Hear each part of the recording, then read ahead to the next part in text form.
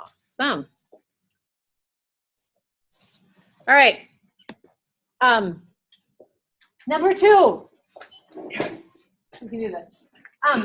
So religious affiliation and is how we do that. That's changing. Number 1. Number 2, loosening relationships.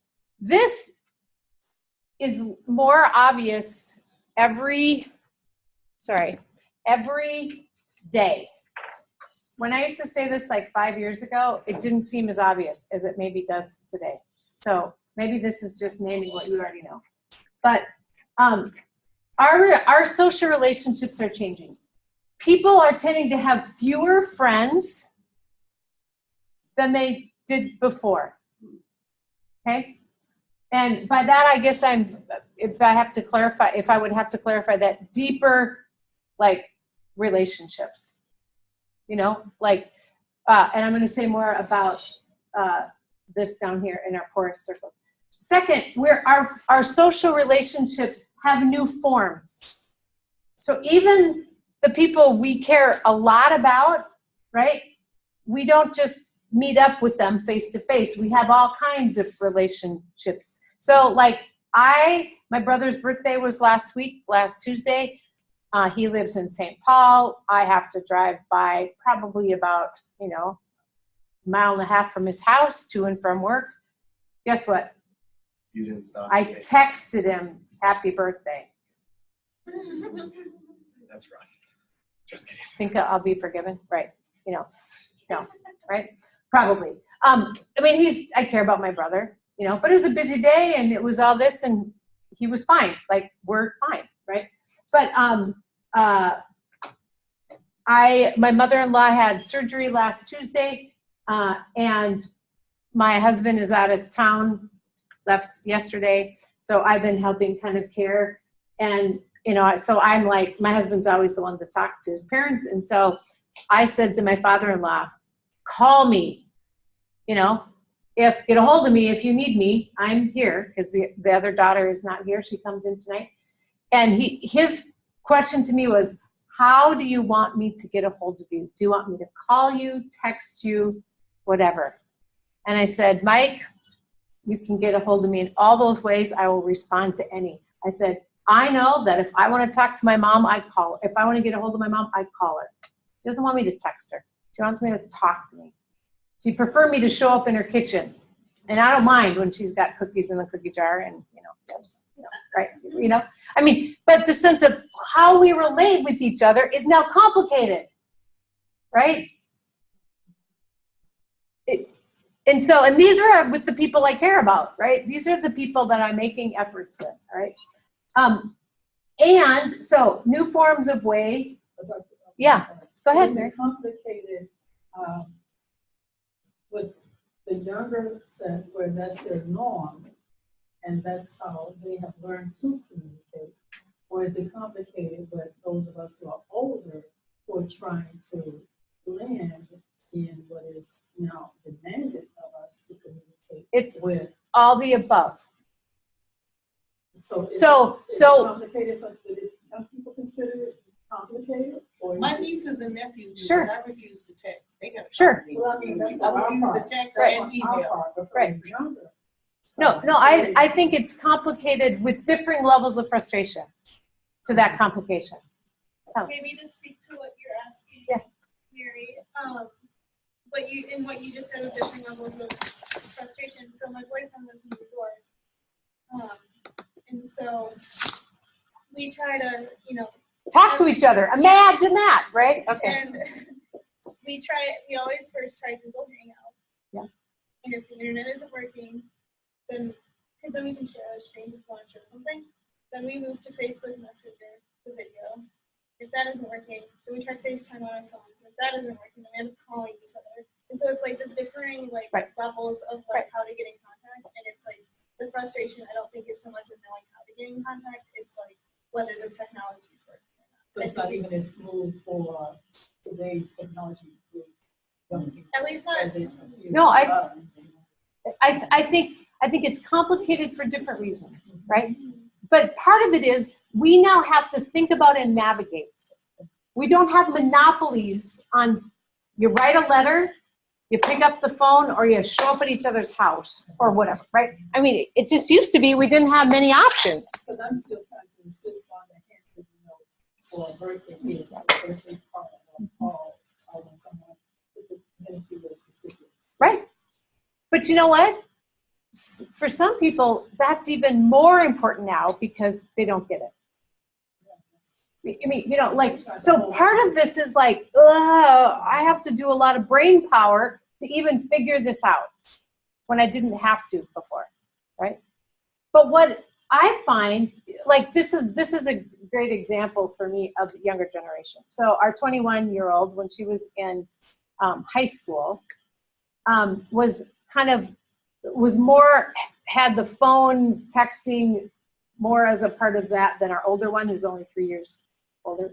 And I remember all kinds of ways that she was trying to navigate face-to-face relationship, phone, when do we talk on the phone, and when can we text, right?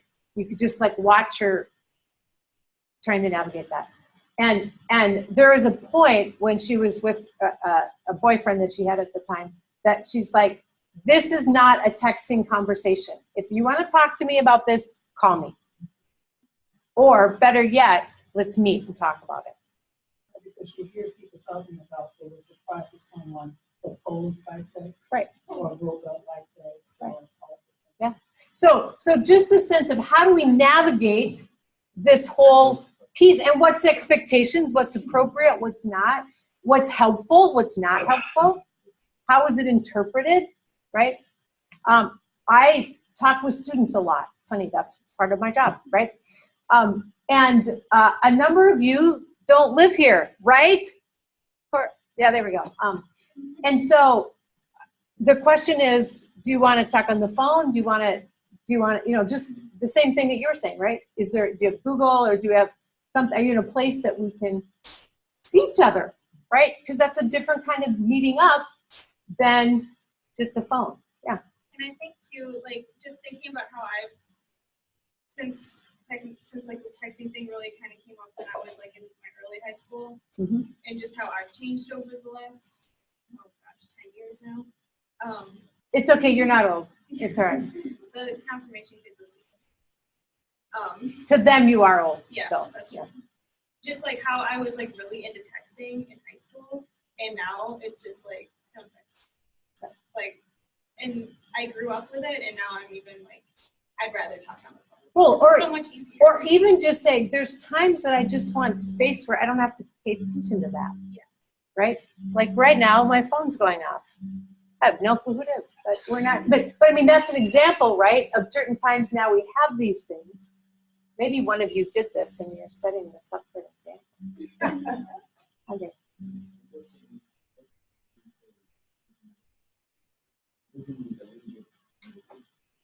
Loosening, let me clarify that. Loosening would be, so let's take this. So like, we're really good friends, we're tight, all right? So let's say, it used to be, I had these kind of tight relationships, right? Now, we're still friends, right? But it's a little looser. And so if he's gone for a while, or if he's whatever, it's not such a big deal to me. What I'm saying is that the nature of our social relationships are, we have overall more loosening relationships. You know, so, and it gets back to this one, which is my next point, good transition, right? So when I showed up at congregation growing up, right, there's a lot of people that were my friends. I didn't really like them. They're different than me. And sometimes I was the church, you know, pastor's kid, so I had to kind of be nice to them. But I would have chosen, right? Anybody have people like that are just like really, maybe they're your neighbor, maybe they're your apartment person, they're kind of annoying, their dog barks at really bad times. Okay, that's me now. Sorry that my dog barks at really bad time. 4 a.m. this weekend. Really? Anyway, okay. But because we were in these embodied communities together, right, we had to be in a relationship. And then if something happens and, you know, so-and-so gets sick, okay, you know, I reach out for them, or I care for them. I have a sense of obligation, or I have a sense of relationship. And so traditional communities, or I think about people in public schools. I think like we had all of these kinds of communities that gathered us together with folks in a way that put us with people different than ourselves, that put us in each other's lives, like it or not. And over time, some kind of relationship was fostered, right? Or we had to navigate it anyway. We didn't get to say, I don't like you, so-and-so, I'm just gonna not come anymore. Or I'm not gonna, you know, look at you over the fence in my yard or something, right? So this is changing the sense of people just, I mean, I had deep relationships with people in my home congregation, which is the ELCA, who after the vote just up and left and transferred membership. And I felt hurt. I'm like, I'm not a denomination. I'm a person that's been in Bible study with you, and we've raised our kids together, and we've had this life of faith together. Like that kind of a weird, like, wow, an idea trumped even be considerate of ending our relationship well at a church. Like that was an example to me of different kinds of stuff. Anyway, I'm gonna keep moving. Mobility. As we move around more, we don't have that sense. I mean, if you were in a small town and you lived in a small town and you knew you were gonna have to know these people forever, you have a different sense of obligation or relationship with them. I had people move in down the road from Mass, across from the park, walk by their house every day when I walk the dog. I haven't gone up and knocked on the door and introduced myself. There's not that, we don't have houses on one side of the street. There's not that many houses on our street. I've been there for 20 years. I could probably be the nice one to knock and introduce myself, but do I know? Like, it's just this sense of not obligation to space. Social circles are porous, meaning people come and go, and that's kind of okay. And we are not only physically mobile, right, but we're psychologically mobile, and we're less spoiled to folks. And it's, some of this has changed with online relationships. What this has affected, this loosening of relationships, is that the social capital that used to exist in communities has decreased. So what is social capital? Social capital is the value of all social networks who people know, and the inclinations that arise from those networks to do things for each other. The reciprocity about, well, I'll water your plants while you go on vacation, or I'll borrow you a cup of sugar when you're out, or I'll, when I grew up, we lived far from my grandparents, and my mom had several babies when we lived there. Sorry, that sounds funny, and she had to go to the hospital in the middle of the night, and my brother and I were watched by a neighbor, because she could just go knock on the door, and they came over and they watched us, and that was totally appropriate. In Los Angeles, that would not happen in my neighborhood today in the same way.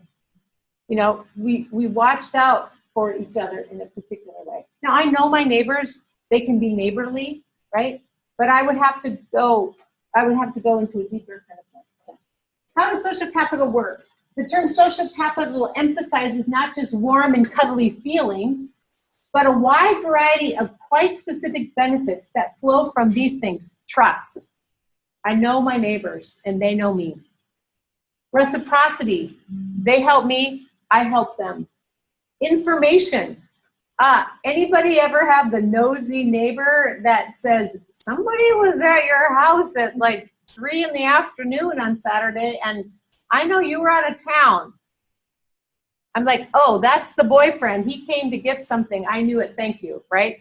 Or, I don't know who that was. Maybe I better do something about it, right? They have information of all kinds. And cooperation. When it comes to social issues like neighborhood watch for, security purposes, or getting good education, Lisa, things like that, right? Public education, or concerns of our city. What does it mean for people to cooperate based on just their social networks? right? So social capital actually creates value in community when people are connected and care about each other. All right, this is from Robert Putnam's Bowling Alone. That's where this, you could go if you want more on this source.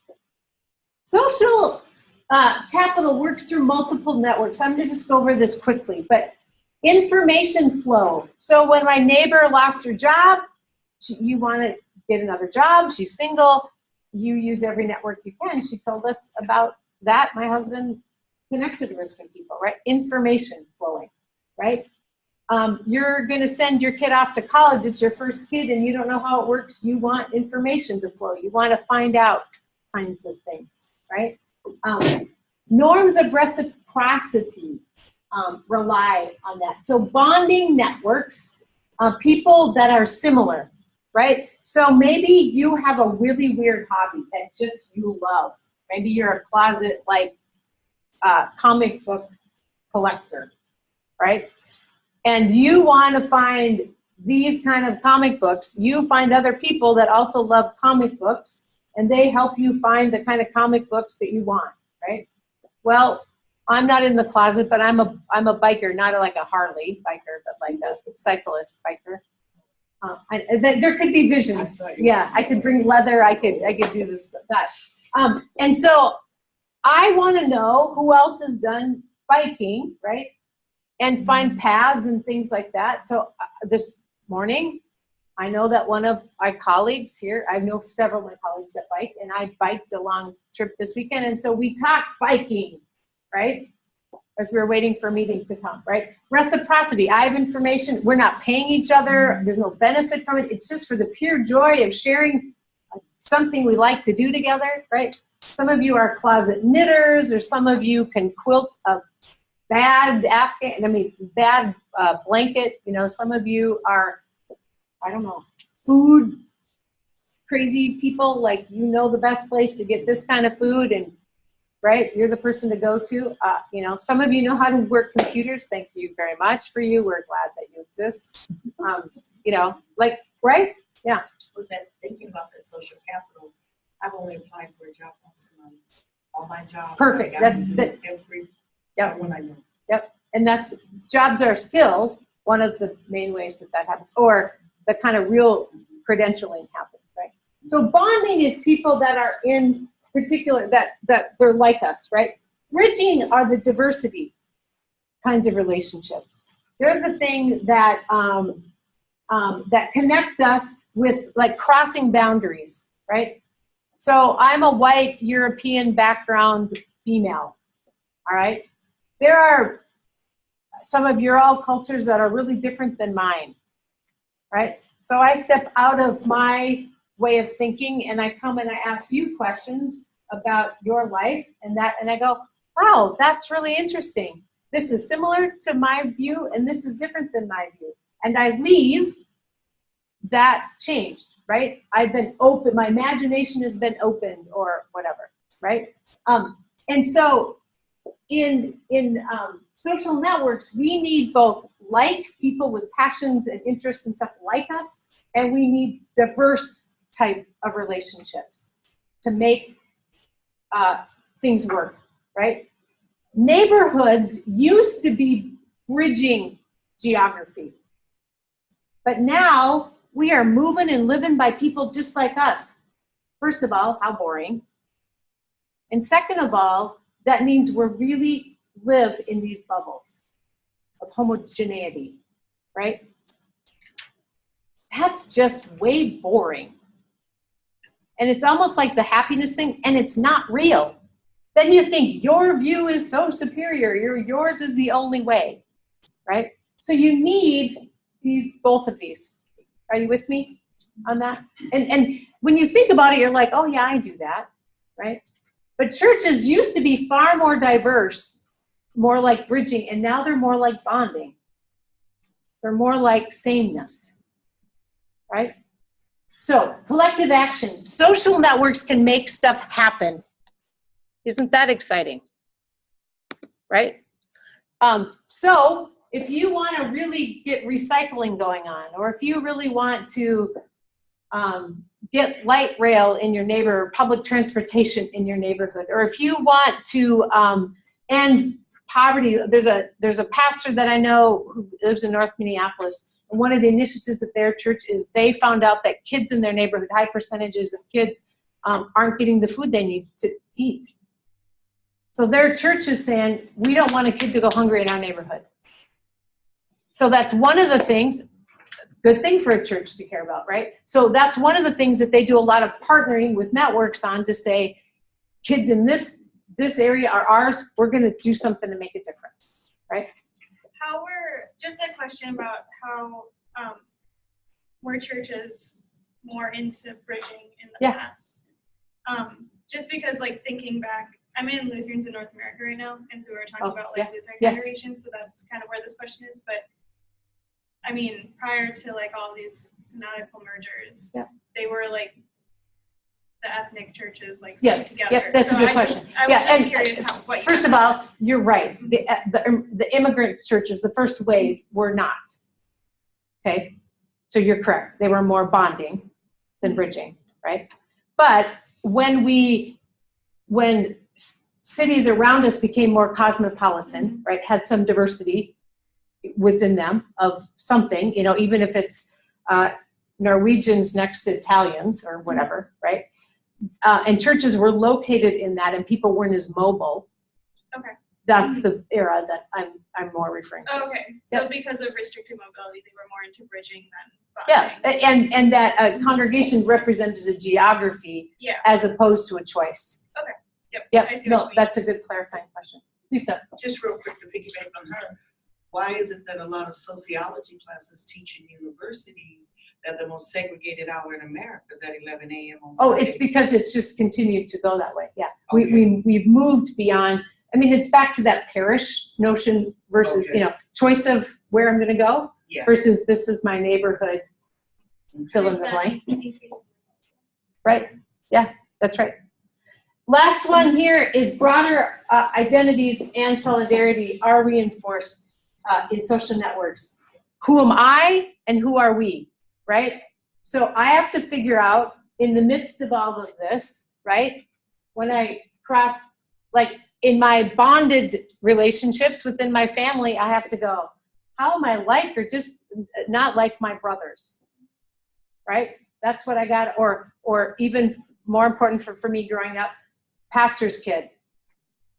I wanted to not be that, but I wanted to be that, right? Who am I in the midst of this identity, right? But also the sense of, all right, who am I as a Christian in the midst of a religiously pluralistic world? We, right? I don't know yet how to navigate that. But social capital can help us figure those things out in organic and formal and informal ways, right? We can actually just learn to navigate it because we're bumping elbows in it. Or we can be intentional and have some conversations actually about it. You with me so far? So this is all stuff that social networks do. I'm going way too slow, but you have good questions. So I'm going to just keep us moving. Here's just some benefits. I mean, family dinners and vacation, or even just families sitting and talking, are down by 1/3 in the last 20 years, 1/3 of the amount of time. Just hanging out, being social with one another. Interesting. Having friends over to their house, 25 years, down 45 years. Or 45% in 25 years. Participation in clubs and civic organizations is cut in half in the last 25 years. So it's not just the loosening of ties with congregations, it's any kind of organized stuff, right? Participation in community life, public meetings is down 35%. Church attendance is down 1/3 since the 60s. Philanthropy as a fraction of income is down nearly 1/3. Joining and participating in one group, this is the flip side of that. Joining and participating in one group outside in the community and somewhere cuts your odds in half of dying next year. So those of you that are worried about dying next year, take up a hobby and join a club. Who'd have thought? Smokers wouldn't even have to quit smoking. They would have something. No. I mean, it's so bizarre, right? The socializing factor of humanity. I mean, I just want to tell people, join the church for health reasons, right? You don't even have to sweat. Okay, some churches you might have to sweat, but not my church. Amen. Right? Uh-huh. Right? A little more dancing maybe. Every 10 minutes of community reduces all forms of social capital by 10%. So what does that mean?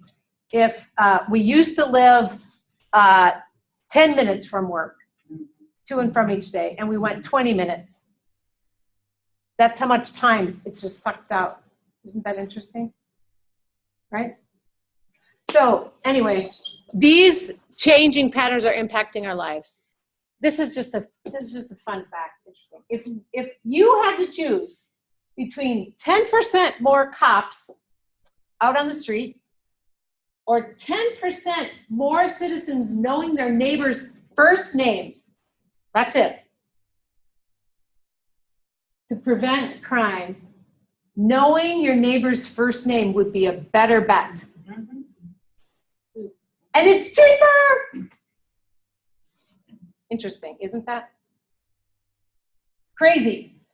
If you had to choose between 10% more teachers and 10% more parents being involved in their kids' education, That's a no-brainer. guess what? It's the latter. That's a no-brainer. Parents win, right? We could put, if you want to choose between 10% more Sunday school teachers, right, we could also put that. Or faith formation teachers, right? Anyway, all right. Thank you. We have a collapse of community. We are in a huge shift about how we relate to ourselves, to our neighbors. You guys, this isn't even about faith. This is just about humanity. No wonder we're so fear and anxious and all this stuff. All right, you get it? Do I need to pound this with the hammer? All right. Information explosion. You know this, so we're not going to say a lot about this. In 1984, 8% of households had home computers. All right, do I dare? How many of you were born in 1984? Oh, I just knew I didn't want to ask that question. All right. Mary, you were born. All right. In 2000, all right, 15, 16 years later, 51% had computers. How many of you were alive in that? Okay, everybody's alive. Thank you. Just wanted to get you into that, right? In 2016, 87% of households in the US have them, and now 46% of households in the world have home computers. Okay, that's give or take 30 years. All right. And in internet, jump ahead a decade, 1997, 18% of households were connected in 1997. In 2000, only 3 years later, look at it, over doubled, 18 to 42%. Okay. Now look, you also have in 2000, 40, half the people have them in their house. How many people in 2000 had their internet on here? Hardly, yeah. It was possible, but you didn't have it. That wasn't the norm, right? All right. And so that changes everything. So in 2010, internet users jumped double, right? So 10 years, doubled. And now 82% of households have. I just wanted to see what the current thing was, right? So now we have digital technology and we have internet. Put those together and you get the information age. Because now, so I'm sitting with my mother-in-law on Sunday morning, entertaining her, or at least giving her something to do, because there's not a lot. She was moved to a nursing home, a residential place, so it was boring. So I was entertaining. But we were asking questions, and I'm like, well, I can Google that. Pulled it out. We had a fascinating conversation talking about the history of some buildings in the area where we were and what it was like. She'd lived there and watched it grow up. And I thought, I have this in my hand. Right?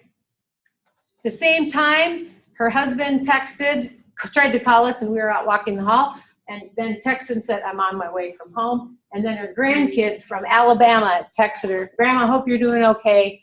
And we responded with not only a yes, I'm having a good day, but with a picture and a thumbs up. Grandma was happy. Granddaughter was happy, right? That's all about flow and accessibility and integration all in once, right? This digital revolution that you and I have lived through and are living through ended the industrial age, the time when machines, so before that, manual labor, right? It was just what I could do with my muscles. Then it's like what I can get machines to do for me, right? So I'm a farmer, I had to hoe, now I have a tractor, right? Now I got a computer in my tractor to tell me when I should do this and this. That's smarter than my brain because it's bringing all this information that I can't do. Yeah. I was gonna say it's also it's not even possible to not participate. Oh, Yeah, totally. right. Exactly. Like I mean, so Right. like I have children and we have game nights and I'm working on spelling with one and I said, you know what, you've got to get the dictionary and we're gonna do Scrabble and you're gonna use the dictionary, the actual dictionary. He didn't even know where to start. And I said, you've got to use this actual dictionary. You're going to do this. We're going to use this dictionary. And so we've been working on the dictionary, and school sends home assignments that require that they use that they use a computer and that they use Google. And I had to literally send a written note and say, listen, we're working on this dictionary thing. Right. Well, yeah, you can go right here to, and I was like, no, we're working on this. But I mean, it's not even. I mean, it's not even possible not to participate in this. And then he gets to church and you hand him one of these. And you say, find Exodus. And then you want him to memorize the books of the Bible and you go, why?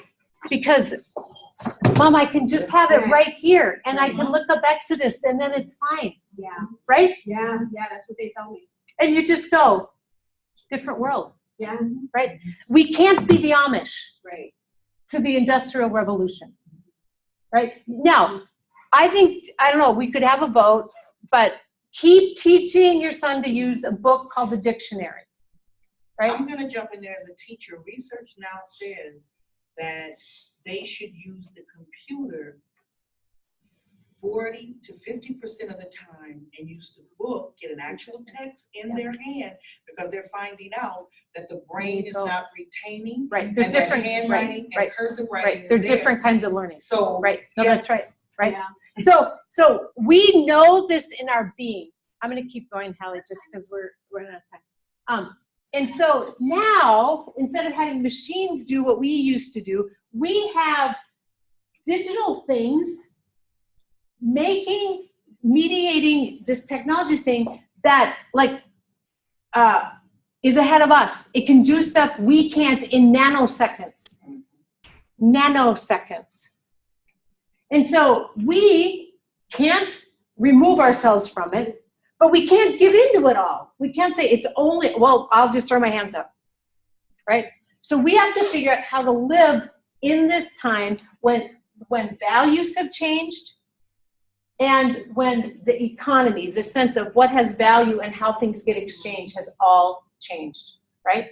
So if I was teaching confirmation today, I wouldn't have them do a worksheet or look into, a book like we did back when I was in middle school.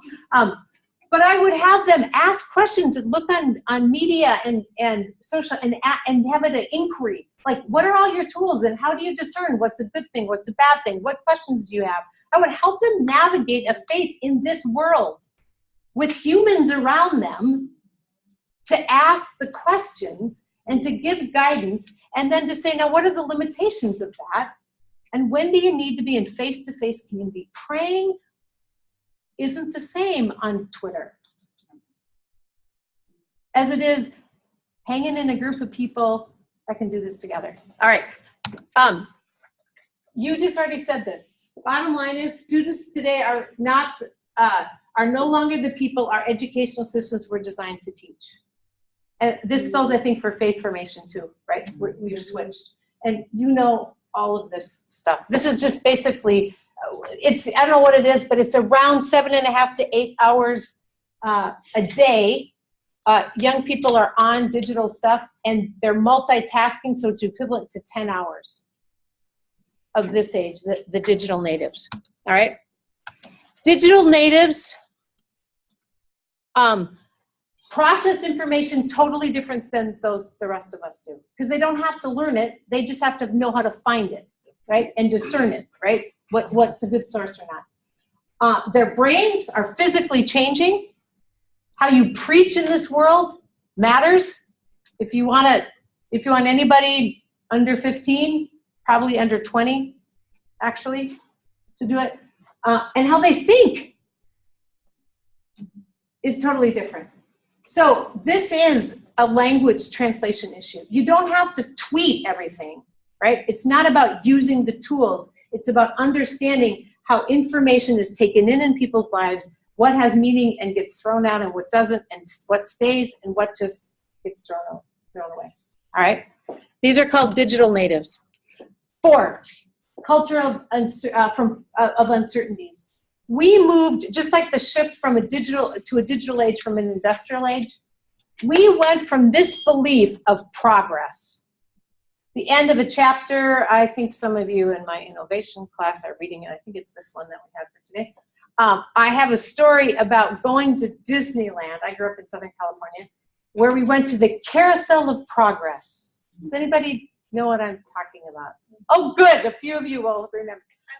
And isn't it, this song is kind of annoying, but you know, it sticks with you, right? So you go in and you'd sit in a chair and this little, you know, sets of chairs here, and you'd see like how the old farmers, you know, milked the cow and had the ice box and had to make dinner and everything in the kitchen and in their house. And then, boom, new inventions came and they got to go to instead of putting ice in it, to a plug-in, right? And they didn't have to light candles, but they got to turn on a light, right? And so then you go, it's a wonderful tomorrow, and you go to this next phase of time and you move and they stay the same. It's technology was huge back in the, whatever, 60s when I was there, 70s, I don't know how old I was. And then you went to the next era and the next era, and then it was this like futuristic thing, like people are gonna have phones that don't have cords. It was so awesome. And there's this thing called the microwave, you know, like, wow, you know, that was a big deal back then, right? But this idea was that tomorrow is gonna be an improvement on today, right? So we just keep getting better. And then something happened. And that's not how we think anymore. In some areas, maybe, right? We do. But one of the examples of this is Clay Christensen talks about disruptive innovation. And here's where he's going with that. He's talking from a business, he's a Harvard business guy. He describes a process by which a product or service. So let's think of the phone company. At one time, some of you are too young to know this, we kind of had the main giant phone company, right? They were no one is going to be able to take over the giant, right? And so they provided phone service, but they also did, you know, all the phone wires and all that kind of stuff, right?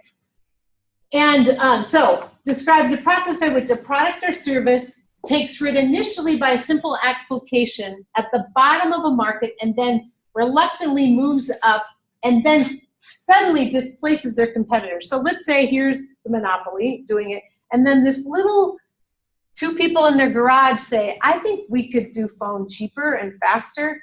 Let's try this. And they're not trained in the same system, and they, you know, wouldn't fit in that system anyway. And they go, well, let's tinker with that.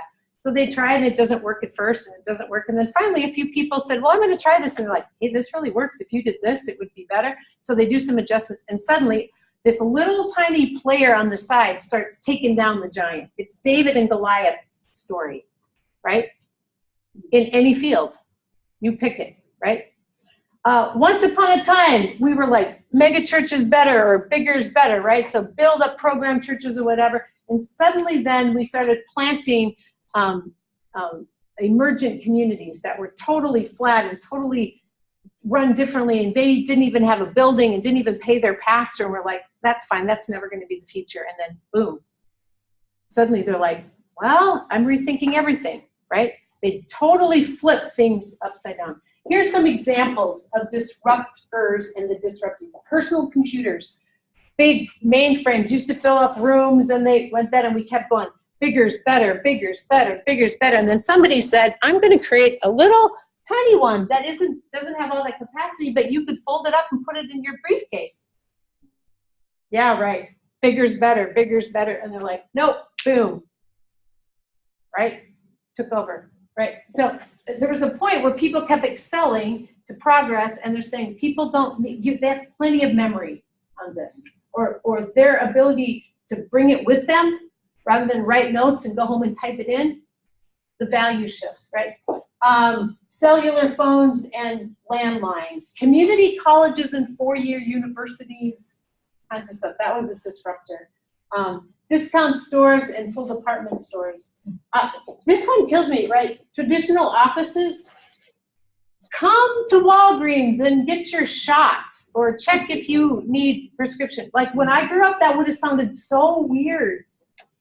And I'll do it. Right? I've done it with my kids. I need something. Hey, let's just run down to Walgreens. I'm like, really? Am I saying that? Right? Right? So we know examples of this, right? This is happening in every area of our life. So one of the impacts, and I'm not going to say any more on this, is job market, right? And so this is just an example of young people coming out of college. When I went to school, you could, bigger's better, improvement, right? Go to school, get a job, you'll get a good, you might have to take out a loan, but you'll get a good job and you'll pay it back and you'll be a professional, and then boom, you're on your way, right? Then people got out and went like, oh, those jobs don't quite exist like they used to, right? Or I got a big debt and this doesn't pay so well, back to your service, many of the service industries or, whatever. And so suddenly there was a disruptor in how we thought if you wanted to have security in your job, right? That got disrupted. And so turnover, people, you're going to see the next slide, globalization has done this. We're just going to outsource this thing and we're going to move it to India or whatever, right? I remember the first time I looked at, like from Old Navy or something like that, right? I looked at my tag in the back and made in the Dominican Republic. Found out that literally I've driven by the exact place where they do that kind of stuff on the way to our mission partners. I'm like, what are those? If someday goes, oh, those are the factories that all these people from these communities come into. It's the intersection of these two kind of highway this way and then up the mountain to some villages where people would come and literally work long days to put together T-shirts that would be sold in a lot of the cheap places. And I thought, ooh, that was like a collision of worlds, right? Hadn't seen that, and now I saw it, right? So competition in the job market, variety. So we outsource things as well as other people sometimes are more qualified, and we bring them here, right? So that's a piece. Access to global travel has changed how some of you are here because it's affordable, right? Wouldn't have happened 30, 40 years ago in the same kind of way. We are flooded with news from around the world in real time, and we don't know what to do with that, right? And yet somebody's filtering it. So we're not getting all the news from everywhere, right? So what does that mean, right? Global economy and immigration, totally. Those things, all of these are just huge factors, right? Changing how we live. So in all of this, our economy has been disrupted by a whole variety of factors, okay? Our careers or jobs have been disrupted. There is growing inequality. And our system doesn't know how to deal with that. I am taken back by stories of immigrants, of people who've been professionals and well-trained people that come to the United States and drive cabs, clean, you know, in cleaning jobs in various locations, like, and work their way up through all of things. And I think, and they're barely making ends meet. And I'm like, this is crazy. Because they grew up someplace else, they're educated people, like something is not right here, right? There's other examples as well. And debt is a factor, right? The sense of we can take on debt, you know, student loans, right? And then we get to a point where you can't pay it back. Like in certain fields, it gets in the way of that. These are just some of the pieces that we're looking for. Oh, the other thing I was going to say about this, and I thought I put it on here. One of the things that this has done for us, this disruption, is it's made us fearful. Rather than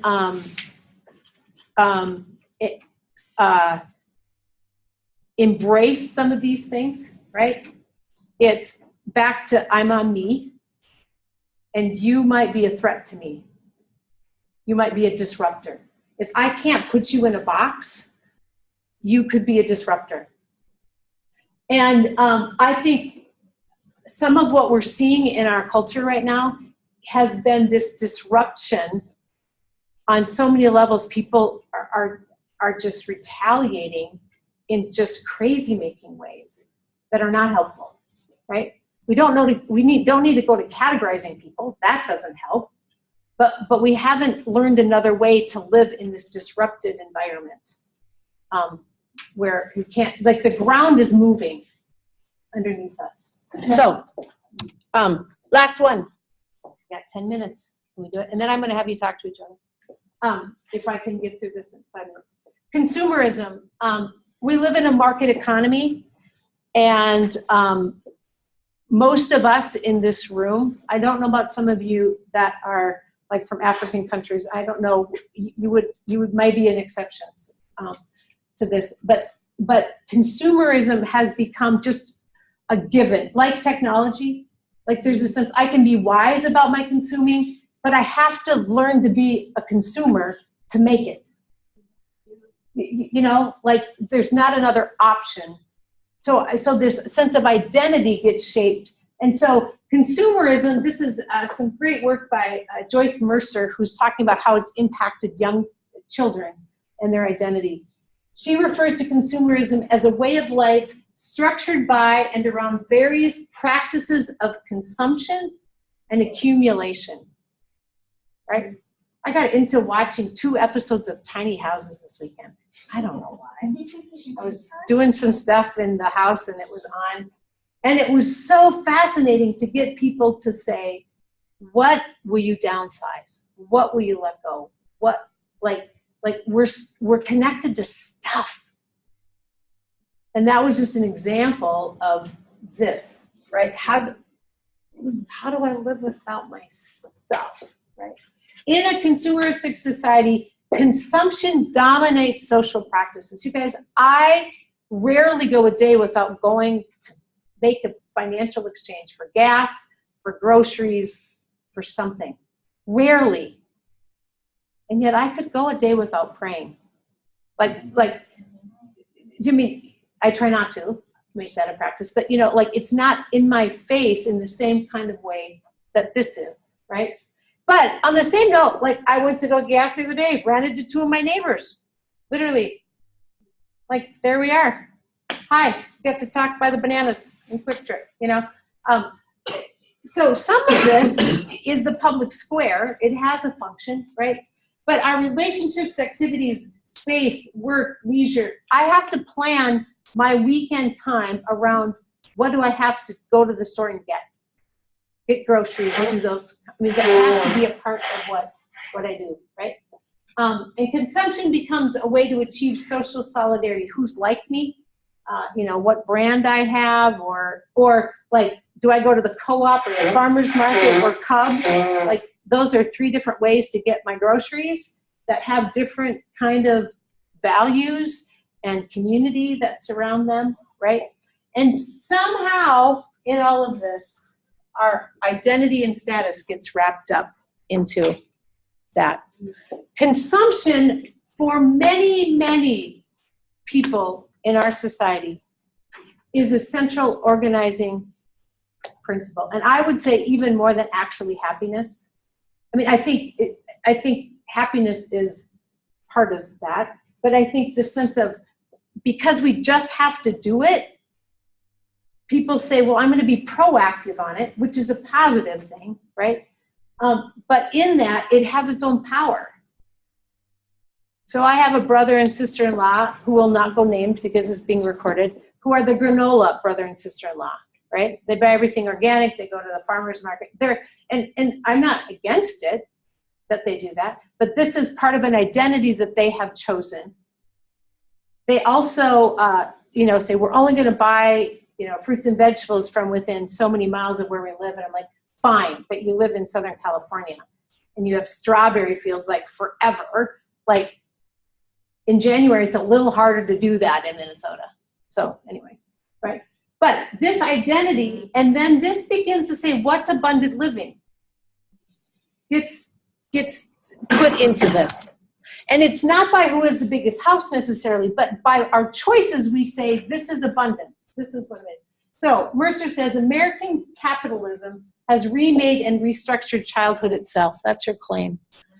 And here's the quick moves I want to make. She said, protein power is the power, this is in the capitalistic society, is the power to turn anything into a product that can be packaged, sold, and consumed.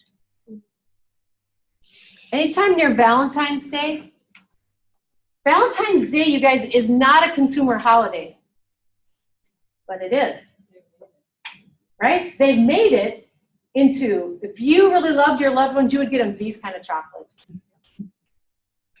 Even if it makes their face break out and they get zits and, whatever. Or you would get the flowers, right? And don't get it on the 15th when they're cheaper. Get it on the 13th or 14th when they're really expensive, right? But it's not only that. It's happiness. It's, it's not just love. It's happiness. It's leisure time, right? Get this thing and it'll give you more time to do this, right? Think about it. But in your, I now will mess with your life. And so for the next week, it'll go, crap, Terry's lecture is coming at me, right? So this commodification, this sense of turning everything into an object that can be taken apart and consumed and sold and exchanged, has resulted in a shift from humans having worth in their being to humans being objects and having things, right? So I have more worth when I have a car. I have more worth when I have a home and a mortgage. I have more worth, whatever, okay? Then we have these value-driven products and niche markets. So, I want to buy by value system. Maybe going to pay a little bit more for this item, but I know it's going to a good cause. So that's a good thing. Or people will buy certain things and then donate to certain causes. Tom's, shoes for tomorrow. I'm going to buy a pair, give a pair away, right? So then people say the way I'm going to participate is for the common good. Now I'm not against this, okay? What I'm saying though is that this still puts my identity wrapped up. This can still have my identity wrapped up in that, right? So then this shift is, well, I have Tom's or I shop at Whole Foods or whatever, from being to now the digital age has made a second shift to appearances. Daughter got married end of August. I brought this with just if I needed it, but it sat in my purse the whole time. At the end of the night, I didn't have one picture. Didn't you? Amen, sister. Okay. But that was abnormal. few weeks later, I went to the U2 concert, took a lot of pictures. I was on the floor, I was doing this, I was looking around, I was capturing things, rather than just go, I'm standing here on this massive screen in front of me and all these people, right? People are taking pictures, taking video, having it in this virtual reality. There's now this shift that's taking place of how does my appearance in this digital world? That's where young people are being shaped in significant ways, but it's not just young people. Lifestyle then within consumerism is based on one's ability to choose and to enjoy life in this society. It's back to me, right? And I can make good choices and bad choices. I can have a lot of money or a little bit of money, but how I choose to spend it and whatever makes the kind of abundant life that I would want. And this doesn't matter if you make a lot or a little. It has its own pitfalls. Because it's up to me to choose. So if this is how the world is telling me to create my identity, now I come to church and you say, well, you're a child of God, love for who you are. Yeah, but if I wear the wrong thing at school after, I'm going to get laughed at, right? Or whatever, right? I mean, it can be anything from middle school to things that we are trying to make investments in, the things that matter most to us as adults, right? So we moved from better product to sense of consumerism shapes our identity, helps us understand meaning, and gives us a community to belong in. Okay? So these are the 5. Rise of the nuns and the duns, old categories of religious affiliation don't work. We have loosening relationships. We have more bridging relationships and less bonding, more loose ones that are crossways and less tight ones. And we have disintegration of capital, social capital, and the collapse of community. We have an information explosion, increase in speed and flow of the information, which is changing both how we relate to one another and learn. We're living in a culture of uncertainty where globalization and immigration, here's where I put it, are on the rise and have increased our diversity as well as our fear around us. And consumerism, we are consumer first, and life is objectified, and it's reconfiguring how our identity is forming. So what I want you to do in the last minutes that we have, we'll just take 5 minutes to discuss, and then we'll come back and then we'll end our time. Pick one of these questions.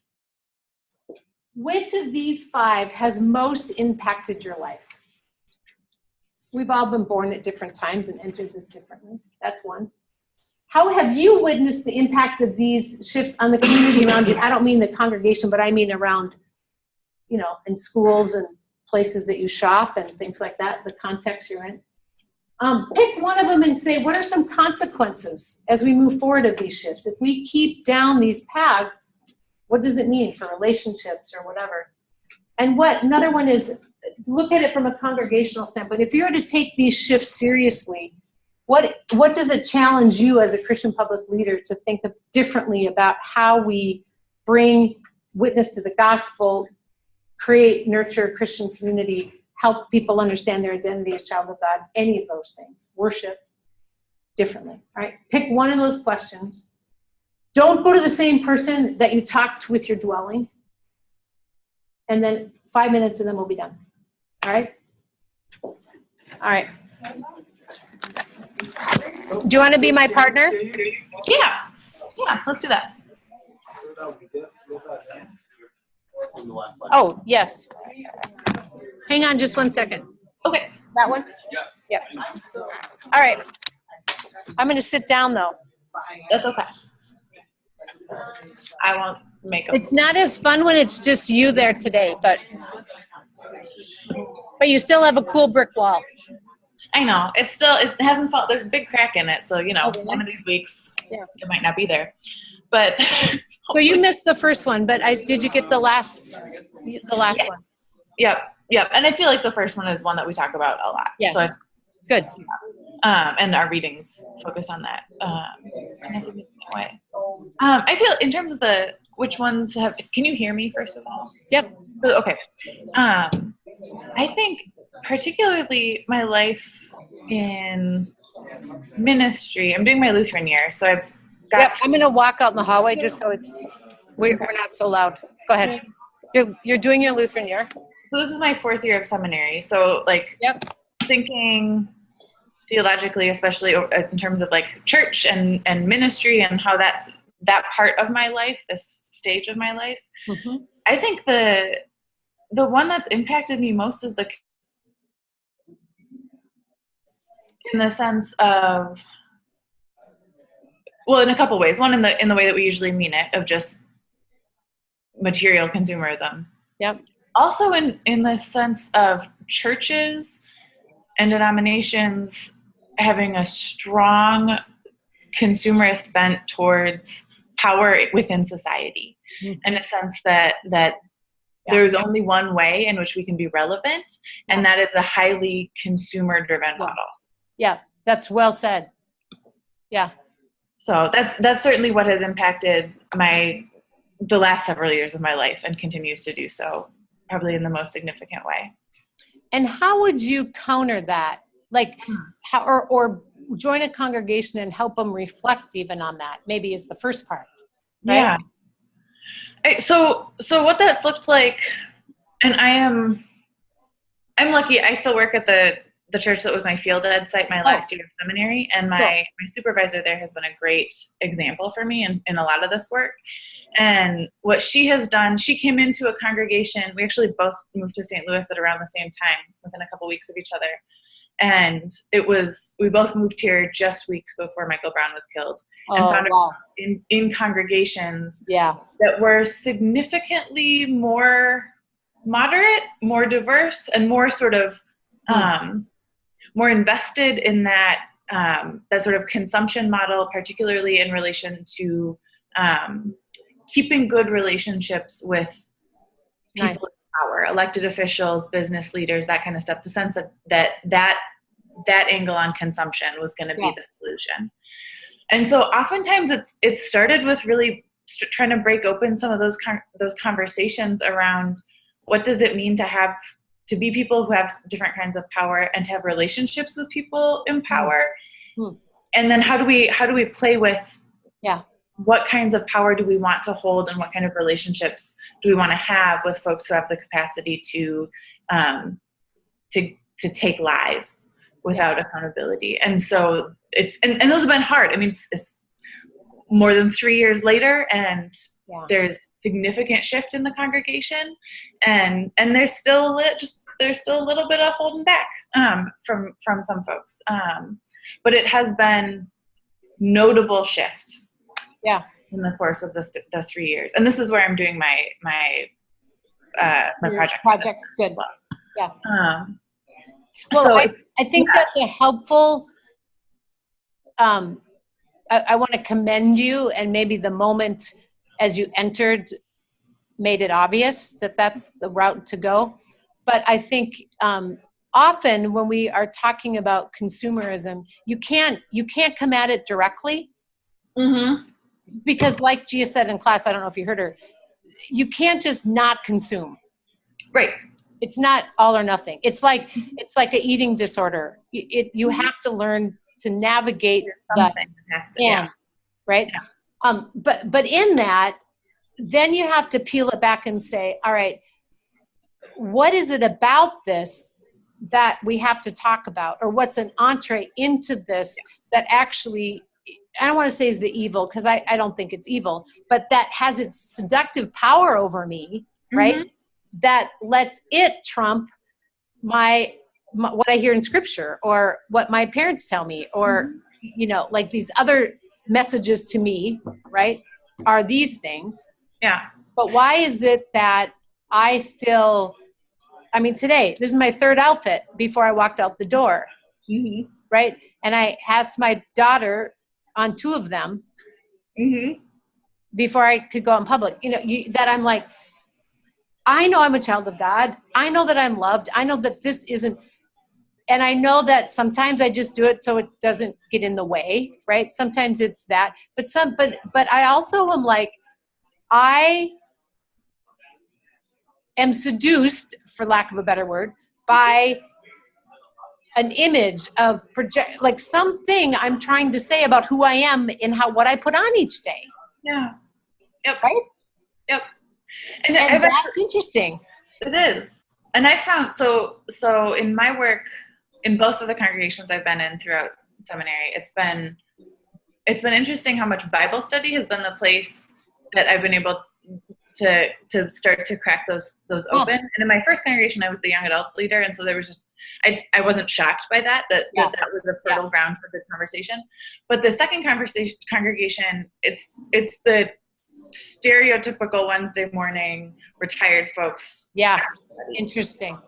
And that's the place that we're really breaking open some of these questions. And it's some of the folks that have been a little more resistant, not across the board, but for the most part. But that's the place, because scripture is a place where we actually have some decent resources within our own tradition. Like we're not coming up with new ideas fully.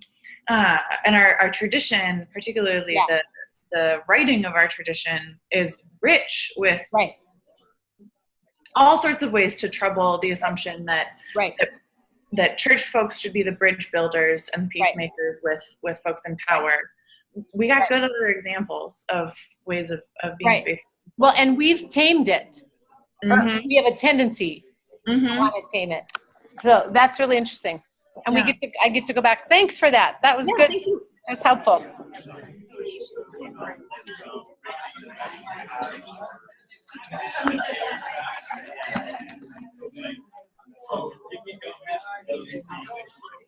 All right, I'm going to cut you off. I hope you had a good conversation. I want a couple reporting back, and then I have an announcement, and then we'll be done.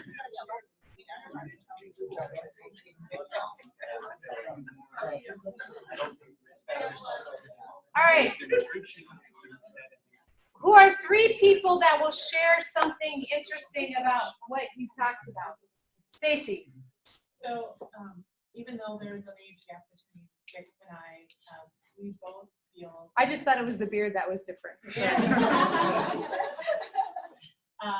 We both feel that that instant pressure, that loosening of relationships piece. Because I talked about how I remember that cord phone. And, he's like, oh yeah, we had an answering machine, and cord phone. So he gets it. You know. And for the even younger generations who are really into media, it's such a different dynamic, and the expectation of how you do ministry has become so different, because they have that technology in hand and can get the answer that they want. You can't give it to me. You're not smart. Instead of having those opportunities to say, well, let's work on this together. Let's research this and learn this together. Well, and it begs the question of knowledge versus wisdom, or information versus wisdom, right? This sense, wisdom is only done in community, right? And in a conversation with real particulars, right?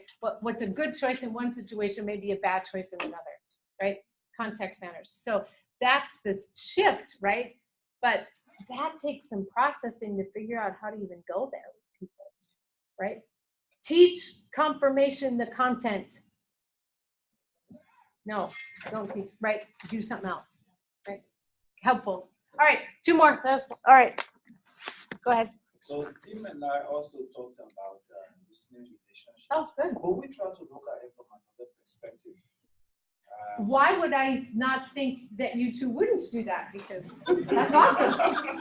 And what perspective was that? So we see that yes, we may go physically far apart, but technology brings people closer. So this changing relational patterns doesn't have to be negative. Right. Right? Yeah.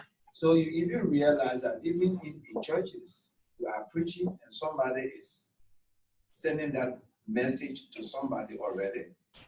And every Sunday I watch the service back home before I go to church here. So I have 2 services on Sunday. I stay in my room at Stoop and I watch service back in Liberia. And the preaching is going on and I'm sending message to the pastor about things that concern. So like this morning he wrote me back And these are things you say and whatsoever. So the service is live. I follow the service. I follow service in Ghana. I follow service in America. Just go on the social media. Then before I go to service here, right? And then I was sharing with him, well, in Liberia, which is part of Africa, we have the sense of community. Yeah. And sometimes I will say, if he was not in service in Liberia, people will not call him first. They will go to his house to know why he was not in service, to follow up. And then maybe he had traveled. So the neighbor will say to us, oh, he traveled yesterday, before he will receive a call. That, well, we didn't see you and we came to The social capital in a place that you're not. So and then he was also sharing like what happened in Las Vegas. He could easily just talk to somebody on the phone, and then they would say, well, pray along with us because of this. So we see that yes, physically we go about, but still it brings us closer. It helps us. We can just be and see. You give a great example of we can mourn the loss of things that aren't anymore, or that are changing, but they don't have, all of these aren't negative or positive. They just in some way are, right? There's an ability to do ministry and to relate to one another given the past, the present, and whatever the future is going to be, right? And the good news and bad news is, guys, we're going to show up either way, right? We're just going to have to figure it out differently. Well done. One more. Yeah. All right, Aretha. I think we discussed our information explosion. Okay. We set an example on us. Yeah. We come from almost the same area. Yeah. We came in Africa. We don't really get close to the social media. Yeah. Back home. Yeah. But when we came here, it's like everything is information. You're one. You gotta go to this one. Just No. every Crazy. information is you. Yeah. And not connecting to other people to Yes. get information anymore. So it's having an impact on us, and so we just. Yeah, so a different reflection of our own identity or our sense of even how we communicate, right? It makes a difference if we see ourselves as a community or connected to people versus independent. Very helpful. Thank you for sharing that. We're going to switch. We're going to start next week with this piece of what does this mean for identity, meaning, and spiritual, I have tinkering, or how we put together a robust discovery of what it means to live our religious or spiritual lives, right? So that'll be a great kind of setup for next time. All right, that's where we're gonna go. But the other thing that I'm gonna send you an email, and when I knew a number of people were gonna be gone, around an invitation and a change in our syllabus. On Thursday, the first Thursday in November, the 2nd, we are going to have a thing here called No Joke Live. It's a documentary that was put together of 3 religious clergy, a Muslim, evangelical Christian, and a Jewish clergy, how they became friends in Peoria, Illinois. And it just was fascinating to this guy. So he made this documentary the summer before the election, right? And then by the time he kind of got this put together, the rise of difference and the ability to talk across difference. And so the filmmaker developed out of the story 3 practices to talk across difference. So we're going to have an event here. So I'm going to send you out that information. And then I have 2 things with regard to that. One is I'm going to cancel, if you can attend that event, don't do the readings for that week. Okay? And it's a ticketed event of $10, but I'm in charge of getting student volunteers that can help host for that evening. So if you would like to attend for free, I will send you a link to just put your name in a Google form, and you'll be contacted to be a volunteer that night within that. Because that actually is a time, that next Monday, where we're going to talk about talking across difference. So what I'm going to do is those of us that are able to go to that event will bring that into the conversation. Those that can't will do the reading, and we'll have a dialogue about what we learned from those two things on the next Monday.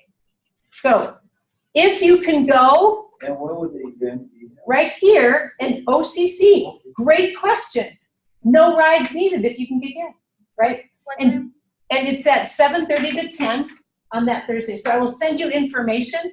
I will send you a link if you're willing to be a volunteer for that day, and I'll send in writing what I just said about reading or not reading for that, right? We weren't sure when I did the syllabus if this was gonna fall, or I would have given you a better heads up on that. But I think it will really help us get at some of this stuff, and it'll be a really interesting evening. Go. I didn't get you up very soon, I'm sorry. All right, thanks. We'll see you next week. Sounds good.